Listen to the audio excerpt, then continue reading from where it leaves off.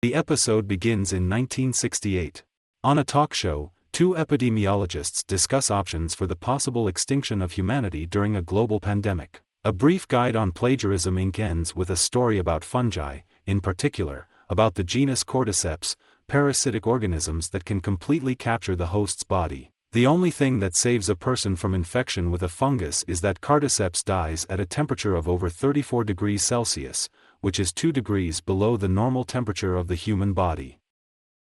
However, in the case of global warming, a new round of evolution can teach Cordyceps to adapt, and then humanity will not be well. After all, unlike viruses, the fungus can be treated very badly. The action is postponed to the 2003 year.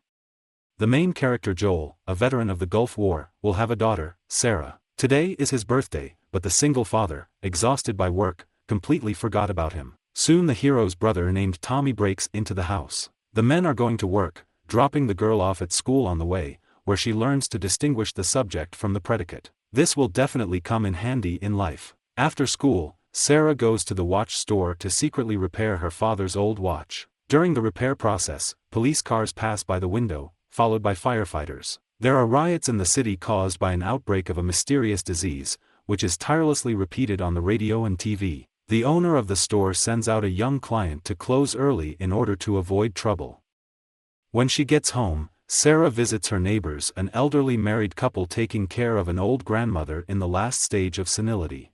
While the girl is digging in the discs with films, the old lady in the background suddenly starts moving and writhes in unnatural grimaces, but her attempts remain unnoticed. Taking the disc and freshly baked cookies, the girl leaves, finally paying attention to the strange behavior of the dog, who thoughtfully stares at the elderly woman. The father returns late at night, having forgotten to buy a cake. Sarah gives him a repaired watch, and then they watch his favorite action movie, the second part of Corerdus and Viper, with cut scenes. In the process, the girl falls asleep, and Joel takes her upstairs to the bedroom. In the middle of the night, his brother calls him and asks him to pick him up from the police station. He went to jail because of a fight, standing up for a waitress. Joel goes to rescue a negligent relative. Sarah wakes up to the roar of helicopters outside the window. She turns on the TV, on which an emergency message from the government is being distributed, saying, "Sit, citizens, at home and do not lean out into the street." Of course, the girl immediately goes outside to see what's there. A neighbor's dog is scratching at the door.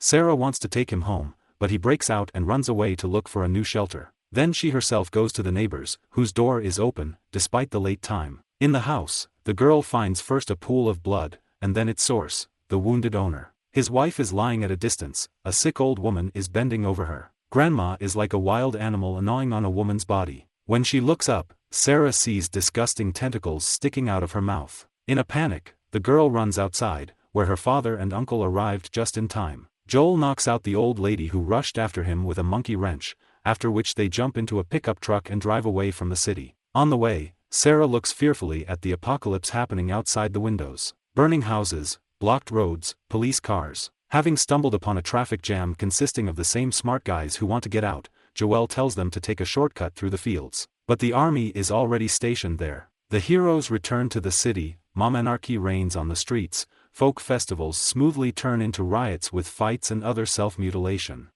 Trying to drive through the crowd of people who filled the streets, they witness the crash of a passenger plane that fell directly on the city.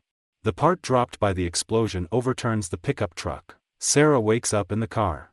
Joel pulls out his daughter, whose ankle is injured. Tommy was stuck on the other side of the car, cutting off the passage to the alley. They split up to meet later at the river. While the father is carrying his daughter in his arms, he sees infected people devouring bodies on the street. One of them rushes after him, but, suffering from an acute form of topological cretinism, cannot catch the victim in any way. Already on the street, the pursuer was shot by a lone soldier. He tells them to freeze in place. Joe was saying that they are not infected, but the soldier radioed his superiors. Having received the order, he points the machine gun at them. No amount of pleading helps. When the soldier opened fire, the hero and his daughter fall down the slope and roll down. The soldier catches up with them and aims again, but does not have time to shoot. Tommy arrives and kills him with a rifle. Joel notices a scratch on his side and thinks he got off lightly, but in fact the bullet hit Sarah. The man tries to help his daughter, but nothing happens. She's dying in his arms. The action is carried forward 20 years, in 2023 year. A little boy wanders through Boston touched by nature and devastation. He gets to the quarantine zone fenced with a concrete wall, where he is noticed by the guards. They pick up the unconscious traveler and, having tied him tightly, bring him in a chair for inspection. A woman talks to a boy while he is being tested. After receiving the results, the guard gives him an injection, ostensibly to prevent possible infection. Meanwhile, workers in the safe zone are methodically burning bodies in a makeshift crematorium. A new batch is being delivered by truck, among which is the same boy. He was infected after all. His body is thrown into the fire by Joel, who has noticeably sat down and become more severe. After the shift, he receives payment in the form of coupons and is interested in what kind of work there is for tomorrow, preferably the one where they pay more. Then the hero goes home to anyone with the mores and orders of a post-apocalyptic society, where the death penalty by hanging has been introduced for violating the boundaries of the quarantine zone. Joel notices nearby a soldier of the FEDRA of the Federal Agency for the Settlement of Natural Disasters,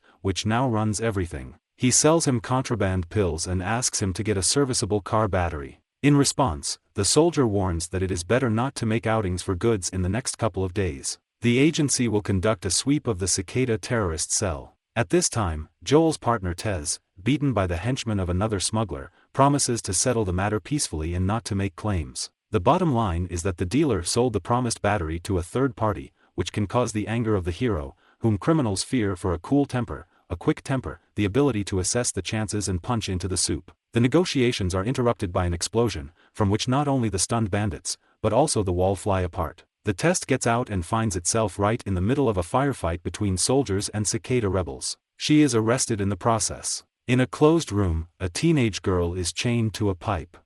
A woman comes to check on her. She asks what the girl's name is and if she can count to 10. This is a kind of test for infected people whose brain function is disrupted. The teenager passes the test with honor, but they still won't let her go. Joel goes to an underground amateur radio operator to find out if there is any news from Tommy. My brother is stuck somewhere in the vastness of a devastated country and has not been in touch for 3 weeks. The hero wants to go in search of him, but for this you need a battery for the car. At home, he takes out the equipment from the cache and checks the proposed search route with the map. The TPP returns at night, and in the morning a conversation takes place between them. The girl says that the dealer sold their battery to someone else. Joel wants to figure it out, but his girlfriend convinces him to do it calmly, without breaking anyone completely. They go to the streets, where the test finds out through its people who bought the battery, after which they go to the building where the transaction took place. Meanwhile, Marlin, the leader of the cicadas, informs his subordinates that he has received a secret message from his accomplices. She visits a chained girl who escaped from a federal agency military camp. Marlene put her there herself for safety when she was little. The woman knows that the teenager's name is Ellie, and she has to walk along the yellow brick road all the way to the capital, where there is a base of cicadas protesting against the military tyranny of the agency. They have big plans for the girl. Joel and Test are sneaking through an abandoned building past a fungus that has grown out of a corpse. They open the door and find a bunch of corpses behind it, including the dealer who cheated them. There was a shootout because of the deal, but the trouble is that the battery he promised was still in disrepair. Further down the corridor, the heroes find Marlin with an assistant. Joel is sneaking towards them when the door suddenly opens and Ellie rushes at him with a knife. Cicadas and smugglers hold each other at gunpoint, but the leader is familiar with the hero. She's offering a deal. Joel will take Ellie to the capital, where he will be rewarded with a car and supplies needed to find his brother. Ellie doesn't really want to go with strangers, but she has no choice. Marlin is wounded, and the whole squad was killed. After grinding the STEs, the hero agrees to the deal. They take Ellie with them and go home. Test goes to get supplies for the hike, leaving Joel to look after the girl. However, he prefers to spend time usefully and sleep while the guests are just staring out the window. In the evening, when it got dark, and only soldiers remained on the streets, looking for curfew violators, the smugglers set off. They are selected through an underground manhole outside the quarantine zone. Weaving between the beams of the searchlights, the heroes sneak away, but stumble upon a lone soldier. An attempt to sneak past failed. He notices them and directs the barrel. The soldiers turn out to be an old client of Joel's for buying pills. However, attempts to negotiate lead to nothing. He suddenly remembers his responsibilities and begins to follow protocol. First of all, he checks the smugglers for infection. And when it comes to Ollie, the girl sticks a knife in the soldier's leg. From surprise, the soldier becomes enraged and points the barrel at the girl. Joel, drawing parallels with the death of his daughter at the hands of the same soldier, rushes at a former client. Knocking him to the ground, the hero strikes a series of punches in the face until he turns into a bloody mess, incompatible with life. But an impromptu murder of an agency soldier, not their biggest problem. The test raises the scanner, on which the result is clearly entered. Ellie is infected. However, the girl shows an old bite on her hand and says that more than 3 weeks have passed since the infection, and she has not turned into a brainless mutant. Usually, such a metamorphosis takes no more than a day, and, therefore, she has immunity. It is dangerous to stay in one place for a long time, so the smugglers, taking the girl's word for it, crawl through a hole in the fence and go to a dangerous, infected area where chaos, anarchy and lifeless post-apocalyptic landscapes of complete decline reign. This is the end of the first series.